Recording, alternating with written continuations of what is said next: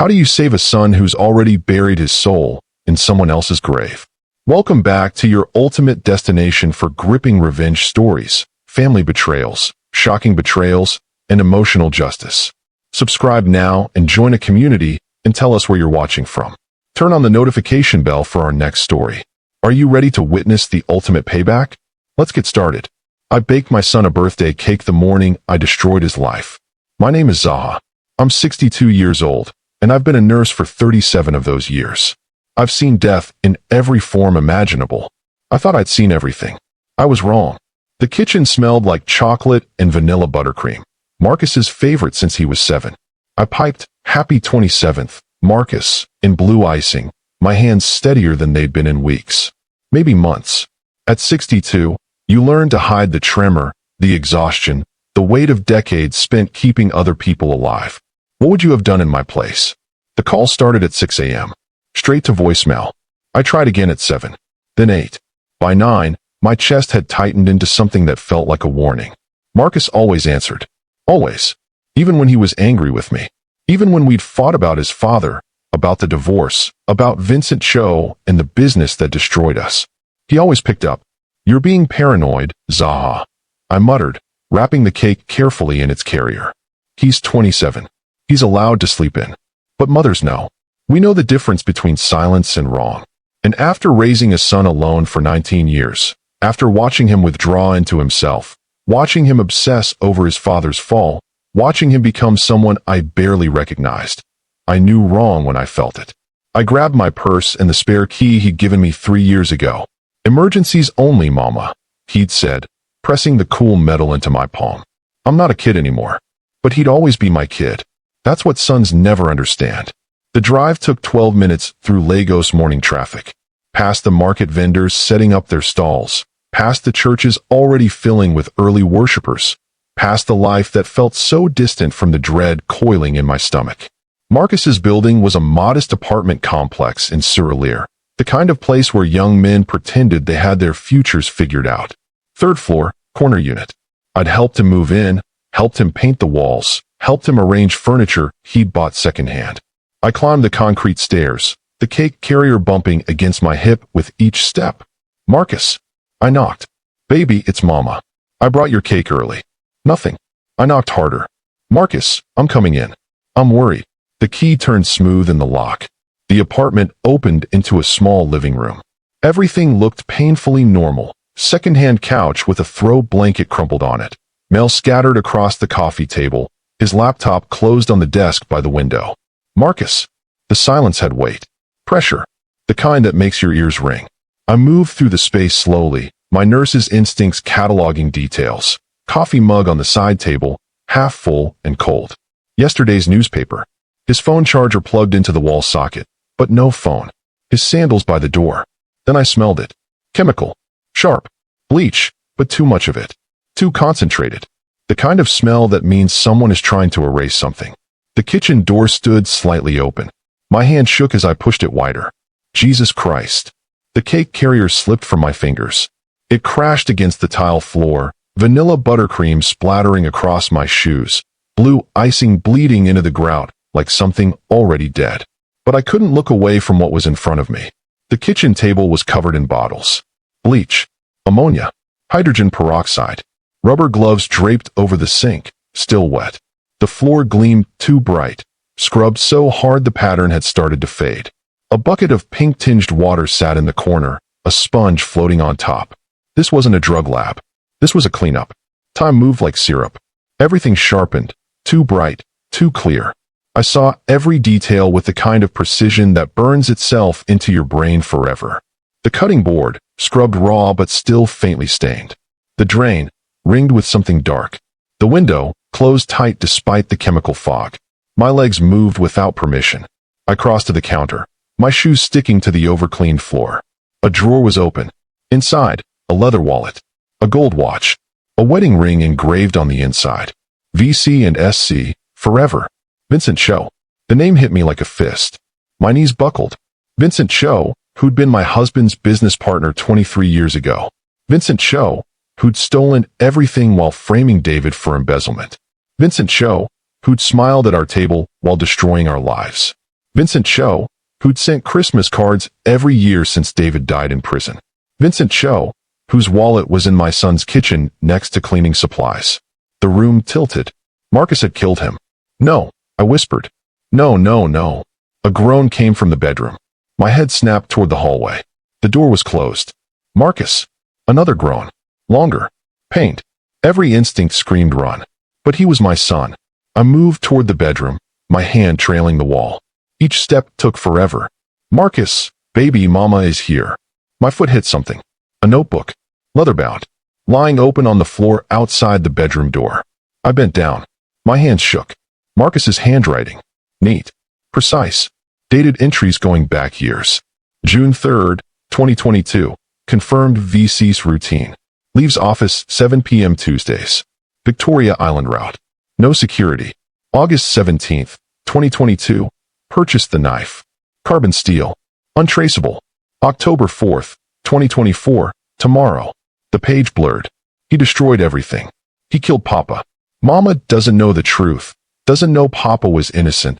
Doesn't know Vincent fabricated everything. Doesn't know Papa died screaming Vincent's name.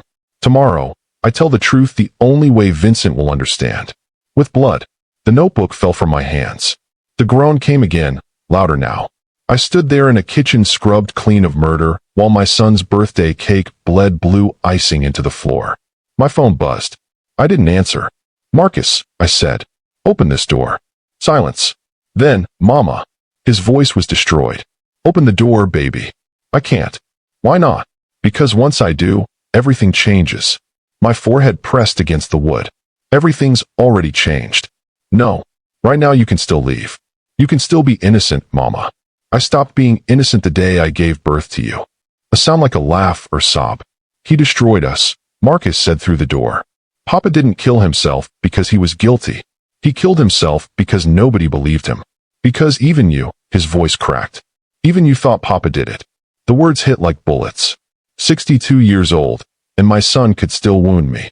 I don't know how long I stood there. Long enough for the bleach smell to make my eyes water. Long enough for my knees to start shaking. Long enough for the weight of 62 years to settle into my bones like lead. Marcus. My voice was steady. Nurse steady. The voice I used when patients were dying and needed someone calm. I need you to talk to me. What do you want me to say? The truth. He laughed. Bitter, broken. You already found it. It's all there in the notebook. I want to hear it from you. Silence stretched between us like a wound. Vincent Cho is dead, Marcus said finally. I killed him. Yesterday. October 4th. 23 years to the day after Papa died in that cell. My breath caught. I followed him to his car. Victoria Island parking garage. Called his name. He turned around, and I showed him the knife. His voice was flat now. Dead. I told him exactly who I was. David Thompson's son. And I watched his face change. Watched him realize why I was there. Marcus. He smiled, Mama. He fucking smiled. Said, your father was weak. That's what he said. After 23 years. After everything he did. Your father was weak. My hand pressed against the door. So I cut his throat. One slice. He died in 43 seconds. I counted. The words hung in the air like smoke. Where is he? Storage unit. Route 9 facility.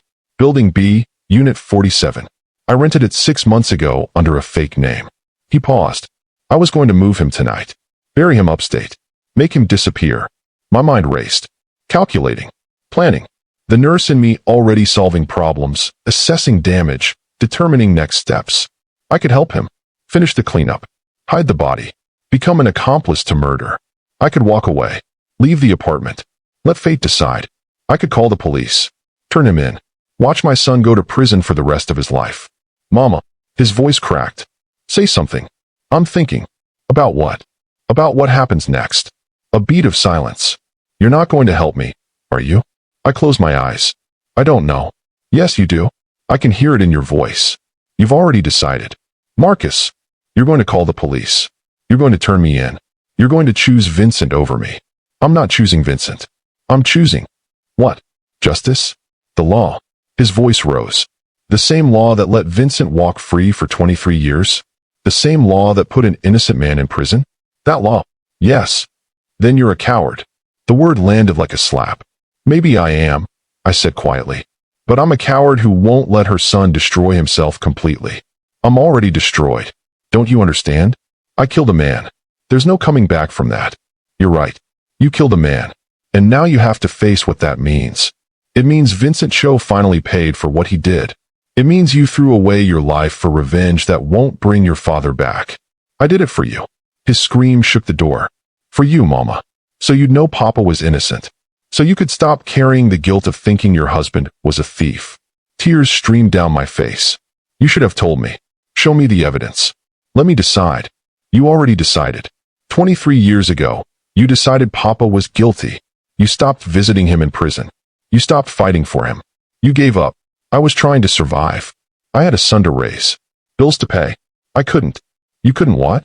Believe in him. Trust him. Love him enough to fight. The accusation hung between us. He was right. God help me, he was right. Open the door, I said. Why? Because I need to see your face when I make my choice. A long pause. Then the lock clicked. The door swung open.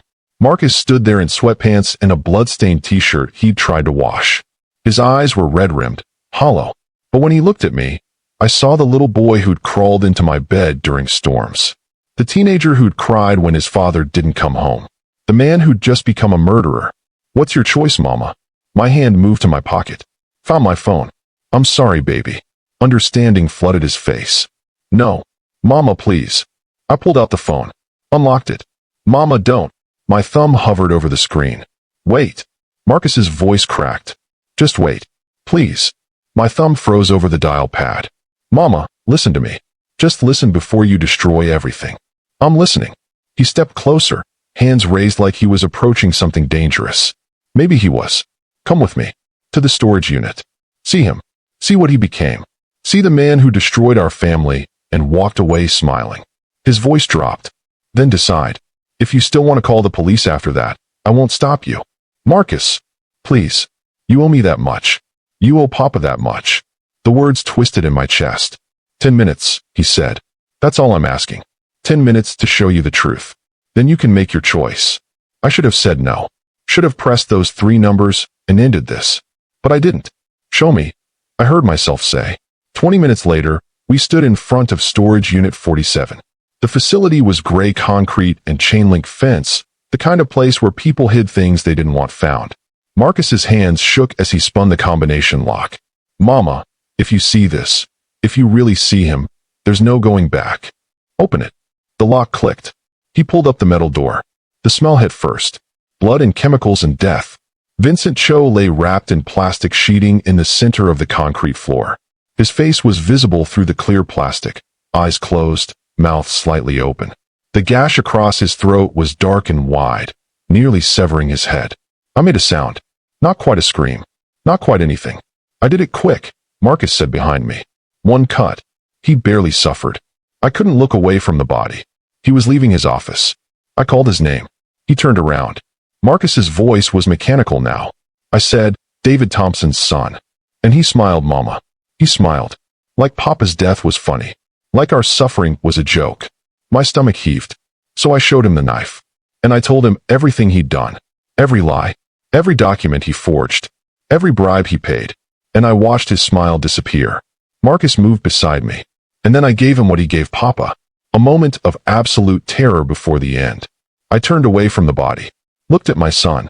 The boy I'd raised to pray before meals. The teenager who'd volunteered at the mosque. The young man who'd cried watching sad movies. Gone. All of it gone. You can't come back from this, I said. I know. You've destroyed yourself. I know. Marcus. But he's dead, Mama. Finally. After 23 years of walking free, Vincent Cho is dead. And Papa's name can finally be cleared. I have all the evidence. Bank records, emails, the accountant's confession. Everything Papa said was true. Everything. He pulled out his phone. Showed me files. Documents. Proof. My husband had been innocent. For 23 years, David had been innocent, and I'd believed the lie. Help me, Marcus whispered. Please, Mama. Help me bury him. Help me finish this. Then we take the evidence to the media. We clear Papa's name. We finally get justice. My phone was in my pocket. Vincent Cho's body was at my feet. My son's confession was in my hands. If I help you, I said slowly, I become like him. I become someone who destroys lives to protect themselves. No. You become someone who protects her family. By hiding murder. By hiding justice. They're not the same thing.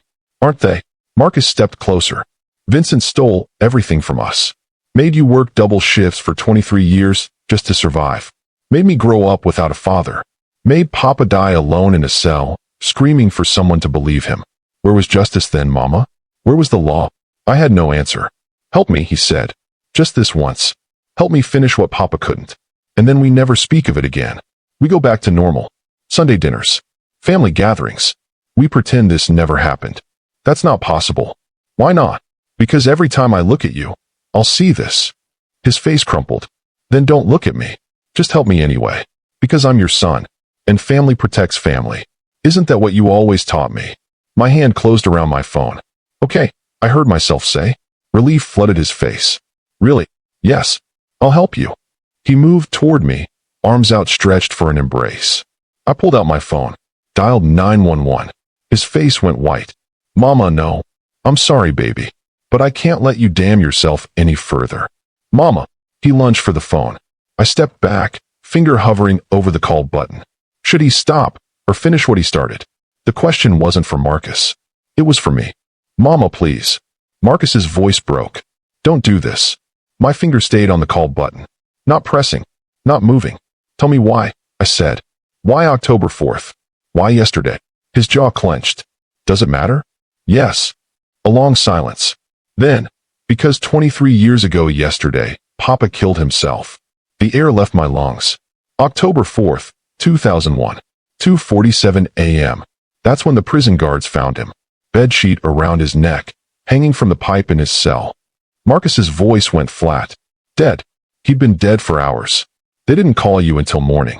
Didn't want to wake you. I'd known the date. Of course I'd known. But I'd spent 23 years trying to forget it.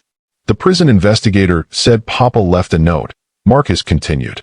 But they never showed it to us. Said it was classified. I filed a request 3 years ago. Took 2 years to get it. He pulled out his phone with shaking hands. Showed me a photo. Read it. The note was written on lined paper in David's neat handwriting. To whoever reads this. I didn't do what they said. Vincent Cho fabricated everything. He paid off the accountant. He forged my signature. He stole the company and framed me for it. I have proof. It's in the safety deposit box at First Bank, box 447. Key is with Margaret. But nobody will listen. They've decided I'm guilty. My own wife looks at me like I'm a stranger. My son will grow up thinking his father was a thief. I can't live with that. Vincent, if you're reading this, I hope my blood haunts you forever. Marcus, be stronger than me. Don't let them break you. Margaret, I'm sorry I couldn't make you believe me. I love you both. David. My hands shook so hard I nearly dropped the phone. The safety deposit box, I whispered. I checked 3 years ago.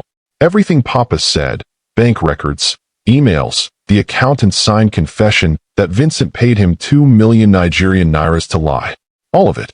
Proof that Papa was innocent. Why didn't you tell me? Because you'd already moved on, Mama. You'd built a life around believing Papa was guilty. I wasn't going to destroy that. So you destroyed Vincent instead. Yes. The word echoed in the storage unit. For 23 years, he's been free, Marcus said. Living in his mansion in Ikoyi. Wife. 3 children. Driving his Range Rover. Donated a wing to Reddington Hospital. They named it after him. The Vincent Cho Memorial Wing. My stomach turned. I watched him, Mama. For 3 years. Watched him live the life Papa should have had.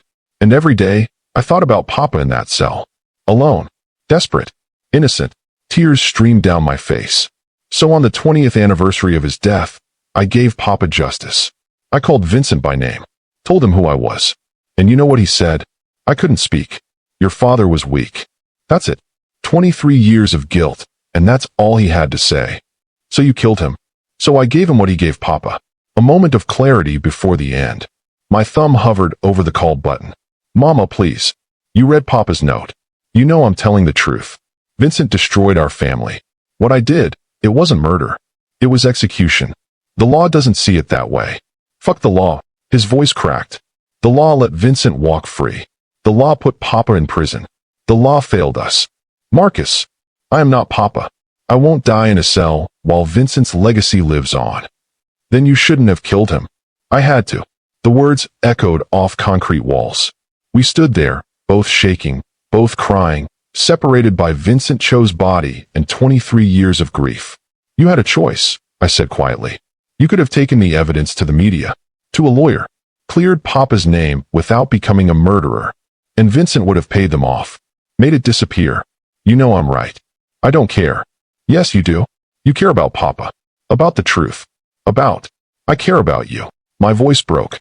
I care about my son, who threw away his life for revenge. It's not about revenge. It's about making things right.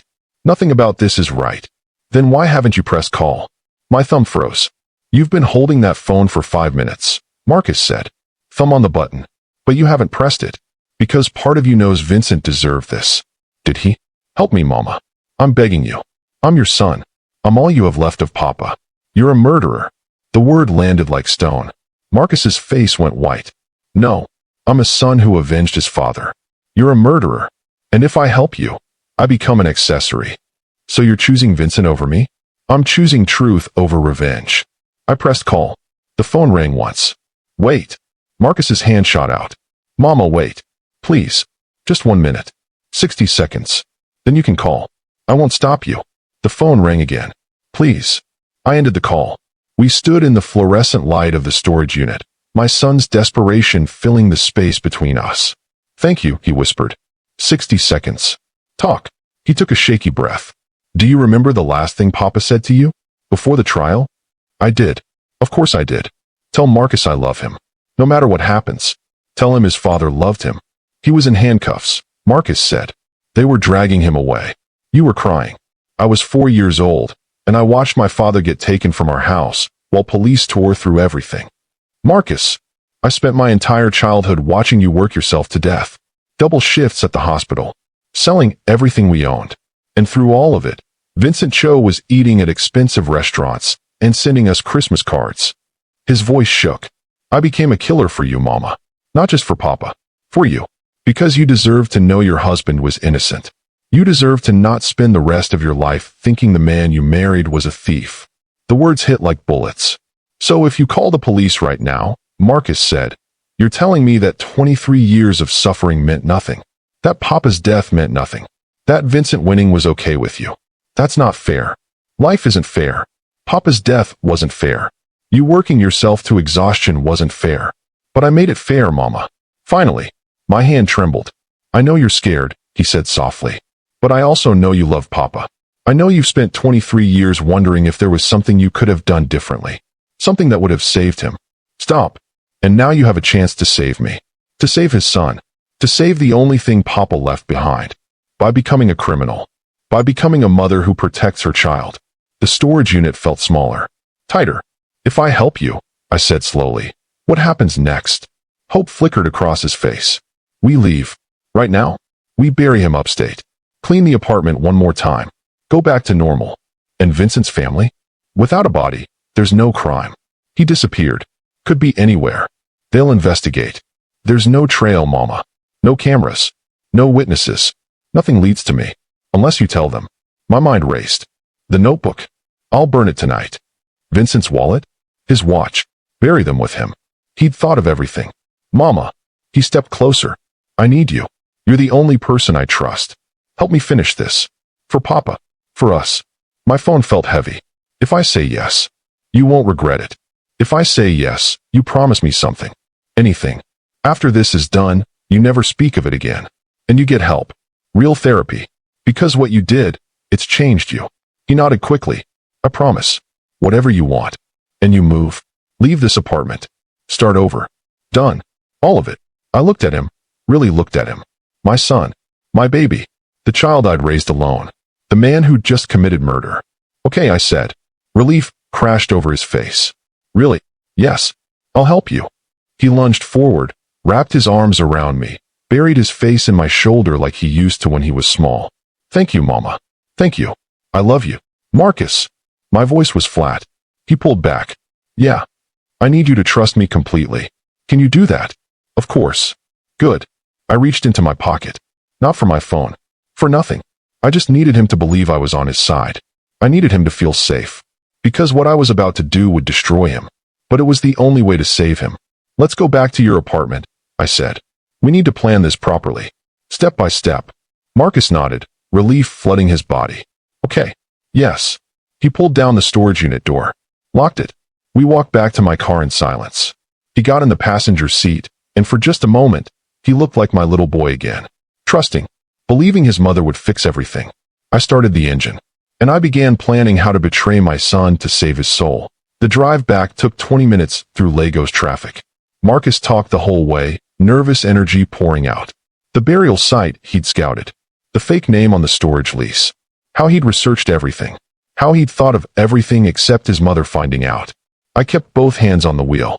My phone sat in the cup holder between us, screen dark. We should move him tonight, Marcus said. After midnight. Less traffic. Okay. And I'll need to rent a truck. Marcus. My voice was steady. Let's talk at your apartment. I need to think clearly. He nodded. Right. Yeah. The apartment looked the same. Quiet. The cake still splattered across the kitchen floor, blue icing dried into the grout. I'll clean that, Marcus said quickly. Let me get my notebook. I have everything written down. The notebook you were going to burn? After we're done with it, yeah. He disappeared into the bedroom. I stood in the kitchen surrounded by bleach bottles and rubber gloves and the ruins of my son's birthday cake. 27 years ago, I'd held him for the first time and promised to protect him from everything. I'd failed. My hand moved to my pocket, closed around my phone. Found it. Marcus emerged with the notebook. Okay, so the burial site is about 3 hours north. There's this forest area. Marcus, sit down. What? Sit. At the table. Now. Something in my voice made him obey. He pulled out a chair, notebook clutched like a shield. I stayed standing. Mama, what's wrong? I lied to you, I said. The words hung in the air. What? At the storage unit. When I said I'd help you. I lied. His face went white. No. No, you said. I said what I needed to say to get you back here. To get you to trust me. Mama. I pulled out my phone. Unlocked it. Dialed 911. No. Marcus lunged forward, tried to grab the phone. I stepped back. Don't. Mama. Please, you can't. I can. And I am. The phone rang. Once. Twice. 911. What's your emergency? Marcus's face crumpled. Not anger. Just complete, devastating betrayal. My name is Zaha Thompson, I said, voice steady despite tears streaming down my face. I'm at 15, Adeniran Ogunsanya Street, Surulere, apartment 3C. My son has confessed to murdering Vincent Cho. The body is at Route 9 storage facility, Building B, Unit 47. Mama. Marcus's scream was raw. Animal. How could you? He's here with me now. He's not armed. Please send officers immediately. Ma'am, are you in danger? No. But please hurry. I ended the call. Marcus stared at me like I'd stabbed him. You said you'd help me. I am helping you. I'm helping you right now. By destroying my life. By sending me to prison. By stopping you from becoming something you can never come back from. He laughed. Horrible, broken. I already am. There's no coming back. You're right. You killed Vincent Cho. You planned it and executed it, and now you'll pay for it. My voice cracked. But if I help you hide the body, we're both damned. And I won't do that. So you're choosing Vincent over me. I'm choosing you over revenge. The words tore out of me. If we hide this, it will rot you from the inside out. You'll spend every day waiting for someone to find out. I don't feel guilty. Yes, you do. That's why you couldn't sleep. That's why you were groaning in your bedroom. You feel guilty, Marcus. He deserved it. Maybe he did. But that doesn't mean you get to be the one who kills him. Sirens wailed in the distance. Marcus heard them. His whole body went rigid. They're coming, he whispered. You actually did it. Yes. I'm your son. I know. I did this for Papa. For you. For us. I know. And you're sending me to prison. Yes. The sirens got louder. Marcus stood slowly. The notebook fell from his hands. I will never forgive you for this. The words hit like gunshots. I know, I said. But at least you'll be alive to hate me. You think prison is alive? Yes. Because in prison, there's a chance for redemption. A chance you'll deal with the grief that's been eating you alive since you were 4. Papa wanted me to be strong. Papa wanted you to be good. My voice cracked. He wrote it in his note. Be stronger than me. Marcus. Not avenge me. Be stronger. Tears streamed down his face. I fought back. No, baby. You became exactly what Vincent was. Someone who destroys lives to get what they want. The sirens were right outside. Car doors slammed. Heavy footsteps on the stairs. Police. Open up. Marcus and I stared at each other across the ruined kitchen. I loved you, he whispered. I love you too. That's why I'm doing this. The door burst open. 3 officers, guns drawn, shouting commands. Hands up. Get on the ground. Marcus raised his hand slowly, never breaking eye contact with me. Face down. Now. He knelt, then laid flat, right in the blue icing from his birthday cake. They cuffed him, read him his rights, hauled him to his feet. As they walked him past me, he stopped, looked at me one last time. You're worse than Vincent, he said quietly. At least his betrayal had a reason. Yours was for nothing. Then they took him away. I stood alone in the kitchen, surrounded by bleach and blood and broken cake, and listened to my son's footsteps fade down the stairs. I'd done the right thing. I knew I'd done the right thing. So why did it feel like I just killed him myself? Was revenge worth it? Tell me in the comments. They kept me at the police station for 7 hours. Questions. So many questions. How did I know? What did I see? What did Marcus say? Where's the body? Did I touch anything? Why didn't I call sooner? I answered them all. Mechanically. Honestly. Every detail, every confession, every word Marcus had said. I watched them write it down. Detective Okonkwo was the lead. Mid-40s, tired eyes, the kind of officer who'd seen too much. He brought me water I didn't drink and tissues I didn't use. You did the right thing, Ma, he said. That couldn't have been easy. I didn't respond. Mrs. Thompson, Zaha, your son confessed to premeditated murder. If you'd helped him, you'd be an accessory. You'd go to prison too. I know. You saved his life. If he'd run, if he'd tried to dispose of the body himself, this would have ended much worse. In prison is better? Better than dead or a fugitive. Maybe. Maybe not. They found Vincent's body exactly where Marcus said. Storage Unit 47, wrapped in plastic, throat cut to the spine. The medical examiner confirmed it was quick. One deep slice, severing both arteries. He bled out in under a minute. Marcus had told the truth about that, at least. They found everything else too. The notebook. The fake lease. Vincent's wallet and watch. Cleaning supplies with blood traces matching Vincent's DNA. Open and shut case.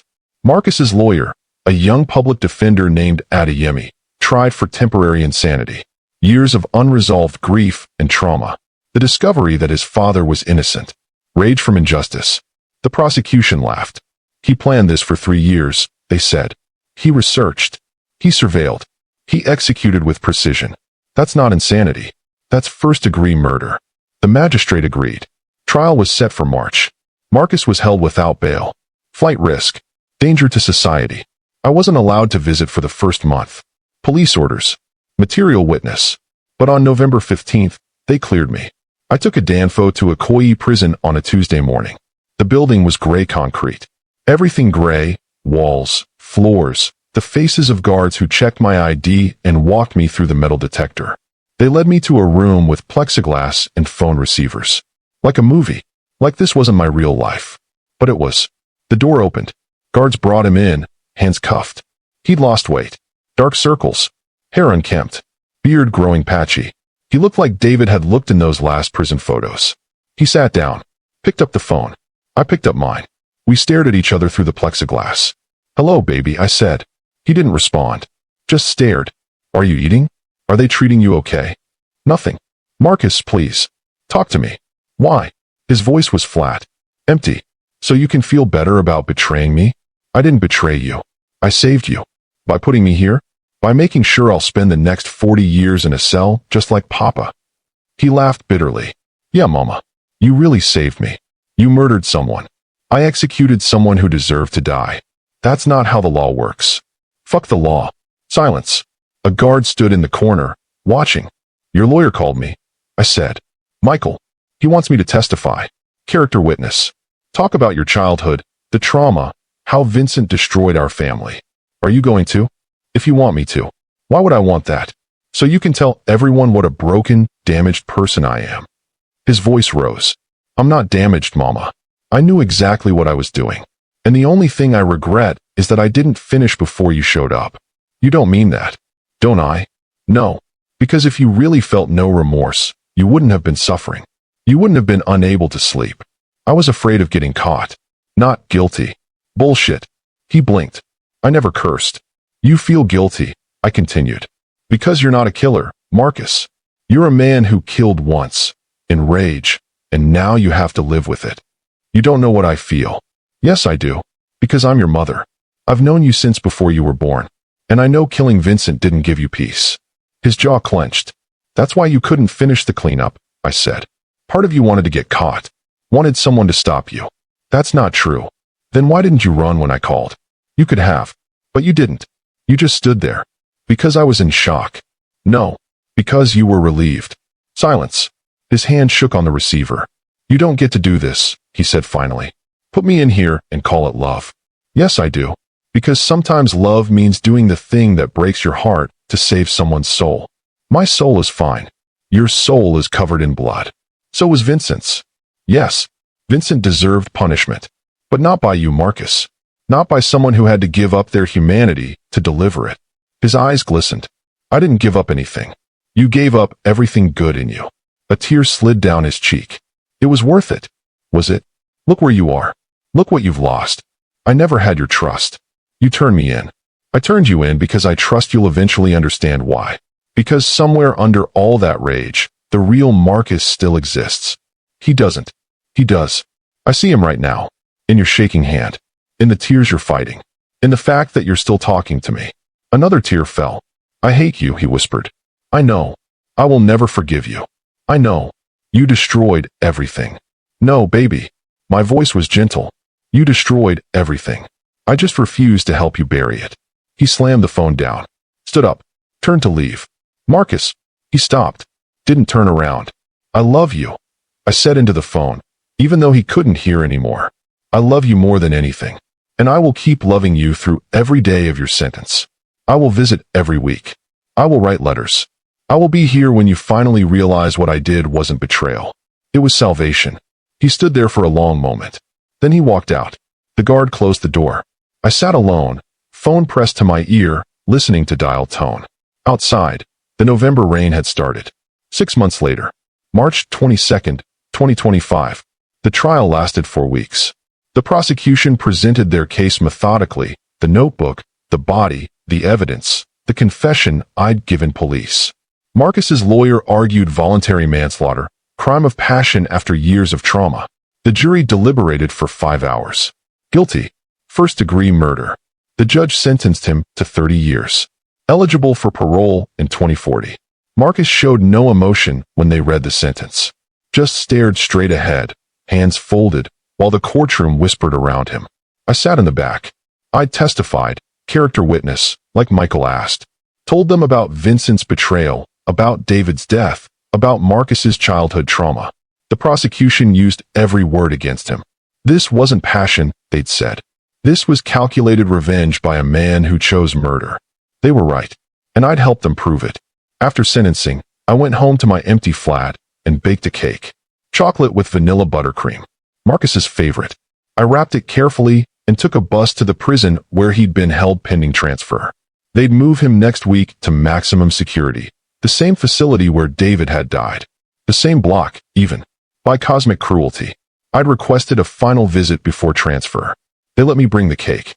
Checked it thoroughly, made me sign forms, but they let me bring it. Marcus was already sitting when I arrived. Orange jumpsuit replaced with gray prison uniform. Hands cuffed. Guard nearby. He looked older than 6 months ago. Harder. But when he saw the cake carrier, something flickered across his face. We sat across from each other. The glass barrier felt miles thick. I picked up the phone. He picked up his. Happy birthday, I said. You're 28. He stared at the cake. You brought me a cake. You didn't eat the last one. Thought maybe you'd eat this one. Why? Because it's your birthday. Because I'm your mother. Because no matter what you've done, no matter what you think of me, I still love you. His jaw clenched. They're transferring me next week. I know. Same prison where Papa died. I know. Seems fitting. He laughed without humor. Thompson men are destined to rot in the same cells. You're not rotting. You're paying a debt. 30 years. Yes. I'll be 58 when I get out. If I get out. You will. Because you're strong. Stronger than your father. Stronger than Vincent. stronger than the revenge that tried to consume you. I'm a murderer in prison. You're my son, and you're paying for your choices. That takes strength. Long silence. Have you been to Papa's grave? He asked finally. Every Sunday. I bring flowers. Tell him about you. What do you say? That his son is alive. That his son is facing consequences. That his son still has a chance for redemption. Redemption. The word was bitter. There's no redemption for what I did. Yes, there is. It's just not what you imagined. What does that mean? I leaned forward. It means redemption isn't about being forgiven by the world, Marcus. It's about becoming someone who no longer needs forgiveness. About transforming the rage that drove you to kill into something that helps others. How am I supposed to do that from prison? I don't know, but you'll find a way. Because despite everything, you're still my son. Still David's son. And we didn't raise someone who gives up. His eyes glistened. You talk like you still believe in me. I do. How? After everything. Because what you've done isn't who you are. It's a choice you made. A terrible choice. But it's not the totality of your existence. You're more than the worst thing you've ever done. A tear slid down his cheek. I killed a man, Mama. I know. I planned it and I killed him and he stopped. I thought I'd do it again. But I was wrong. My breath caught. What? I've had 6 months to think. 6 months in a cell. And you were right.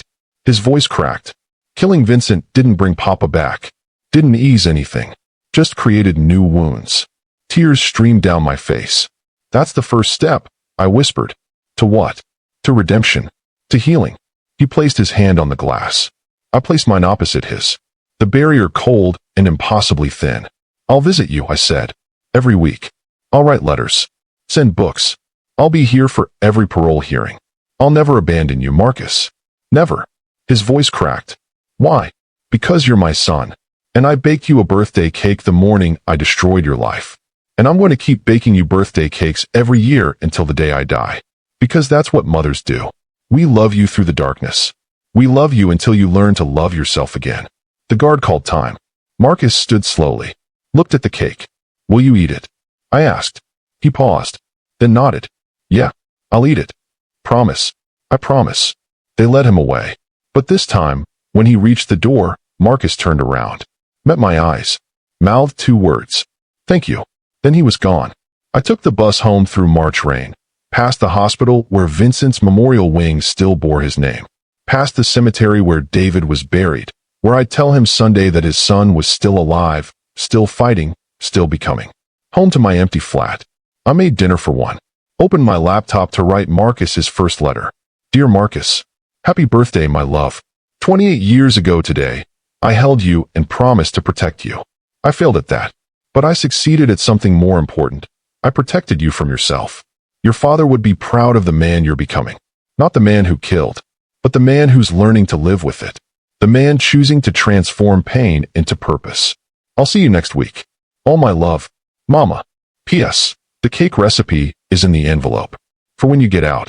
For when you're ready to bake your own birthday cakes again. I sealed the letter. Stamped it. Sent it to a prison where my son would spend 30 years learning what I tried to teach him in one terrible moment. That love sometimes looks like betrayal. That justice sometimes requires sacrifice. And that redemption is possible, even for those who believe they're beyond saving. Even for mothers who destroy their sons to save them. Even for sons who learn, eventually, that being saved sometimes feels like being destroyed. Outside, the March rain turned heavy. And somewhere in prison, in a cell that had once held his father, my son ate chocolate cake with vanilla buttercream and took the first step toward becoming the man he was always meant to be. Not an avenger, not a victim, just a man, flawed and broken and learning that some debts can only be paid with time. And some love can only be proven with a 911 call and 30 years of weekly visits and birthday cakes that taste like forgiveness even when forgiveness hasn't come yet. Even when it might never come. But at least he was alive to heal. And that, in the end, was enough. Thank you so much for watching my story all the way to the end. Your support means everything. Don't forget to subscribe to my channel and drop a comment below. I'd love to hear your thoughts.